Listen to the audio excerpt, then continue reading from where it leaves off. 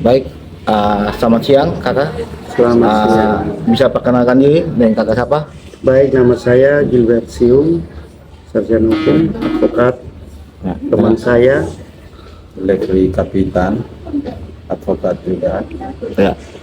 Pak Gil, ya, hari ini saya dengar ada sedikit persoalan yang Pak Gil ungkapkan. Persoalan apa Pak Gil? ya terima kasih. Jadi kami tadi baru saja mendaftarkan gugatan di Pengadilan Tata Usaha Negara Kupang terhadap Bupati Ende, di mana ada persoalan klien kami yang mengadukan istrinya di Ende, salah satu oknum PNS pada Pemda Kabupaten Ende, yang mana istrinya ini telah melakukan perbuatan pelanggaran moralitas dan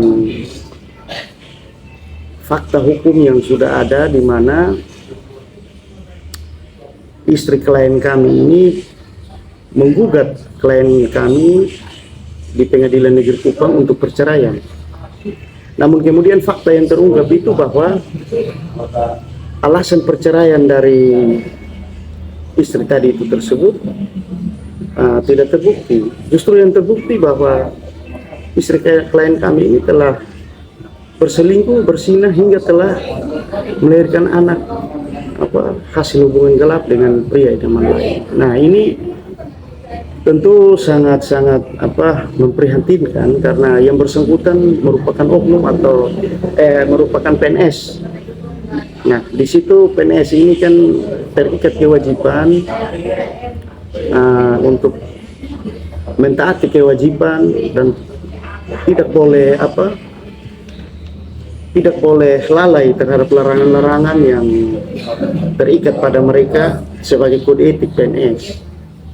Nah, dalam kaitan dengan hal tersebut, dalam kaitan dengan gugatan kami ini, kami selaku kuasa hukum sudah beberapa kali, setelah sebelumnya klien kami ini bersurat pribadi kepada Bupati Ende pada tanggal 10 November 2022 mengadukan perbuatan istrinya ini. Nah, dalam surat tersebut meminta agar Bapak Bupati untuk melakukan tindakan hukum berupa penjatuhan hukuman disiplin sesuai peraturan perundang-undangan. Kalau dilihat dari perbuatan ini, sampai sudah ada anak hasil hubungan gelap di luar perkawinan yang sah, maka kepada yang bersangkutan ini sepatutnya dijatuhi hukuman sanksi disiplin berat berupa pemberhentian dengan hormat tidak atas permintaan sendiri sebagai PNS.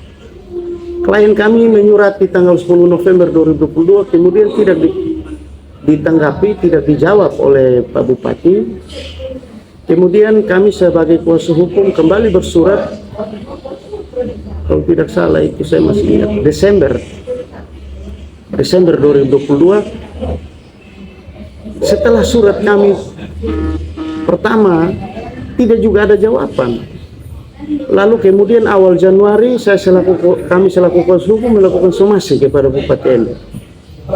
Nah, setelah somasi baru dijawab oleh Bapak Bupati, suratnya ada di sini, menyampaikan bahwa pada pokoknya bahwa Pak Bupati berjanji untuk melakukan tindakan tegas terhadap oknum PNS yang melakukan pelanggaran disiplin, dalam hal ini perbuatan pelanggaran moralitas berupa persinahan. Nah, setelah itu kami diminta dalam surat Bupati itu, kami selaku kuasa hukum diminta oleh Pemda Kabupaten Ende untuk menyampaikan salinan putusan di Pengadilan Negeri Kupang ini Yang menolak itu? yang menolak gugatan perceraian ini, karena faktanya tidak sesuai yang terungkap di persidangan. Kami sampaikan salinan putusan dan kami mendukung yang disampaikan oleh Pak Bupati sebagai komitmen, karena dalam surat itu Pak Bupati dengan tegas menyatakan sebagai komitmen, ya kami mendukung itu. Lalu kemudian setelah kami menyampaikan surat itu, sampai dengan setidak-tidaknya bulan Maret tidak ada juga informasi berupa perkembangan apapun. Jadi kami selaku kuasa hukum bersurat lagi menanyakan sampai di mana proses ini, karena kami tentu dalam menjalankan profesi kami, khususnya persoalan seperti ini, kami peraturan perundang-undang menjamin itu, dan setiap badan pejabat pemerintah mempunyai kewajiban batas waktu untuk melakukan keputusan ataupun tindakan administrasi pemerintah. Dengan dasar itu kami menanyakan prosesnya sampai di mana, lalu kemudian pada bulan April baru dijawab oleh BKD Kabupaten Ende, dan di situ ditegaskan bahwa tim pemeriksa sementara melakukan pemeriksaan, dan tim pemeriksa itu sudah terbentuk sejak 17 Februari 2023. Hal ini mereka tegaskan di bulan Mei. Berarti kan kalau dari Februari sampai Mei kan, ini kan mau fakta apa yang harus dicari kan, sebenarnya tidak persoalan kan. Putusan pengadilan itu kan punya kualitas pembuktian yang sempurna. Itu tidak bisa dibantah karena itu fakta, baru fakta yang tidak bisa kita perdebatkan lagi, tidak bisa dinilai, ditafsir apalagi oleh tim pemeriksa ini, karena tim pemeriksa ini kan bukan lembaga yudikatif. Nah, karena itu dalam surat itu juga menyampaikan bahwa tim pemeriksa sementara melakukan pemeriksaan, dan setelah ada hasil pemeriksaan akan menyampaikannya kepada Bupati untuk melakukan penjatuhan hukuman disiplin, dan akan menyampaikannya kepada kami. Sampai dengan hari ini?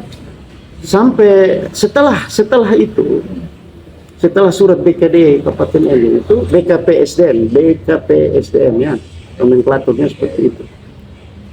Tanggal 22 Mei 2023 kami bersurat Bupati lagi. Kami minta ketegasan saudara Pak Bupati untuk segera melakukan penjatuhan hukuman disiplin. Jawabannya kami minta 5 hari, 5 hari kerja sejak surat itu diterima. Tapi sampai dengan kami mengajukan gugatan tadi tidak pernah dijawab. Nah, ini karena Pak Bupati ini diam, kami juga tentu bingung. Ya, kalau kita bicara di luar konteks peraturan perundang-undangan, ya kita ini kan memicu atau menimbulkan berbagai macam dugaan. Ada apa ini? prasangka. Ya, kita menimbulkan berbagai prasangka. Nah, kalau kita bicara undang-undang kewajiban, maka sudah seharusnya 5 hari setelah menerima surat kami itu, saudara Pak Bupati atau dalam hal ini, dalam gugatan ini sudah menjadi tergugat, sudah harus menjatuhkan keputusan itu, karena kan apalagi yang harus ini. Dan baik. Sudah di sebentar Pak Gil, Beda mau perjelas dulu bahwa hari ini tanggal 6 Juli 2023 Pak Gil telah mendaftarkan gugatan apa? Ya, jadi gugatan kami ini gugatan tata usaha negara perbuatan melanggar hukum oleh badan atau pejabat administrasi pemerintahan. Ini hal ini sebagaimana diatur dalam peraturan Mahkamah Agung RI nomor 4 tahun 2019. Jadi kalau boleh tahu tuntutannya apa sih? Ya, jadi gugatan ini mempersoalkan tindakan konkret atau tindakan faktual. Karena senyatanya dari fakta-fakta yang sudah kami lalui, tidak ada jawaban, tidak ada ini kan ini, tidak ada tindakan yang dilakukan dari tergugat. Kami berkesimpulan bahwa tidak ada tindakan dari tergugat. Jadi kami menuntut agar melalui Pengadilan Tata Usaha Negara menyatakan untuk batal dan tidak sah tindakan yang dilakukan ini, tindakan untuk tidak bertindak, tindakan administrasi pemerintahan untuk tidak bertindak dalam hal melakukan penjatuhan hukuman disiplin berat terhadap oknum PNS yang tadi kami sebutkan di awal tadi. Lalu selain itu juga kami menuntut agar majelis hakim pada Pengadilan Tata Usaha Negara memeriksa dan mengadili perkara ini untuk menjatuhkan putusan mewajibkan kepada tergugat Bupati Ende agar melakukan tindakan administrasi pemerintahan berupa menjatuhkan hukuman disiplin berat ya, sesuai dengan PP 94 tahun 2021 terhadap oknum PNS yang tadi kami maksudkan itu tadi. Begitu.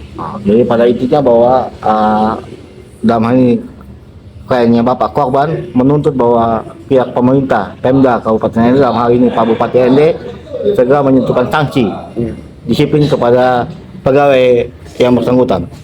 Oke, mungkin Pak Kapitan ada tambahan atau apa? Cukup. Ya. Mungkin ada yang perlu dijelaskan lagi Pak? Ya, jadi kami ini sangat-sangat bingung dan kami tidak punya tendensi apa-apa. Kami sangat bingung dengan Pak Bupati ini kan. Pada mulanya kan dia sudah berkomitmen, dia menegaskan komitmennya. Ya, lalu sampai dengan saat ini terhadap surat kami 22 Mei 2023 tidak menjawab. Nah ini kan menimbulkan berbagai macam dugaan yang akan menjadi buah bibir. Nah, tapi dugaan kami ini dugaan yang normatif. Kami tidak menuduh apapun itu. Menjustifikasi ya. Ya kan kalau yang bersangkutan ini oknum PNS ini merupakan pengecualian, ya kan di mana-mana kasus pelanggaran moralitas ini kan PNS, ASN ya pasti ditindak tegas dan dipecat banyak. Coba nanti kita bisa cari di berbagai artikel di Google karena persoalan moralitas ini kan khususnya PNS, ASN ini kan sangat-sangat merusak citra PNS sebagai abdi negara. Syarat orang mau jadi PNS itu bertakwa. Itu syarat umum utama itu bertakwa kepada Tuhan Yang Maha Esa. Ya. Kenapa bertakwa kepada Tuhan Yang Maha Esa? Seseorang harus punya kualitas moral. Orang percaya Tuhan, kalau dekat dengan Tuhan, apalagi perkawinan ini ikatan lahir batin berdasarkan ketuhanan Yang Maha Esa. Oleh karena itu, saya pikir kalau bagi kami orang hukum, ya kalau Kabak Hukum Kabupaten Ende ini juga mendukung ini, memberikan masukan yang baik, tentu Bapak Bupati sudah tidak lagi ragu-ragu untuk menjatuhkan keputusan. Nah ini kami juga bingung kan, apa yang menjadi alasan sehingga sampai saat ini tidak menjatuhkan. Kami mengatakan yang bersangkutan sudah tidak, bukan belum, karena ada kewajiban batas waktu. Batas waktu tadi 5 hari dalam Undang-Undang 30 2014 khusus batas waktu itu sudah dirubah dalam Undang-Undang Cipta Kerja tentang perubahan beberapa ketentuan dalam Undang-Undang 30 2014. Jadi ada batas waktu 5 hari kerja. Nah, penggugat ini kan masyarakat. Ya. Tergugat ini ialah perwujudan dari kekuasaan pemerintah, bupati, pejabat yang berwenang untuk menjatuhkan putusan. Oleh karena itu, karena kami sudah melakukan serangkaian upaya, namun tidak ini ya, kami pikir ada pengadilan. Dan kami percayakan semua itu kepada Pengadilan Tata Usaha Negara Kupang, dalam hal ini majelis hakim yang akan memeriksa dan mengadili perkara ini. Mungkin dari kami pada kesempatan ini yang tadi kami sampaikan bisa menjadi suatu yang bukan untuk kita harus mempersoalkan atau memperdebatkan, namun ya inilah persoalan hukum seperti itu. Sebenarnya awalnya bahwa pihak penggugat sebenarnya tidak mau sampai menggugat. Iya. Kalau ada tindakan tegas terukur dari pihak pemerintah. Tapi karena memang sudah tidak ada jawaban sampai dengan batas waktu tadi, makanya diambil langkah. Jadi kami persoalan marital, status marital mereka, status keperdataan mereka, status perkawinan mereka, itu urusan mereka nanti. Itu urusan mereka. Sebagai suami, istri, ada anak-anak di situ. Namun kita bicara dari kewajiban Pak Bupati selaku pejabat pemerintah, ya harus tindak tegas. Saya pikir itu saja pada kesempatan ini, dan saya pikir sudah cukup. Oke, baik. Terima kasih. Terima kasih. Selamat siang. Siap.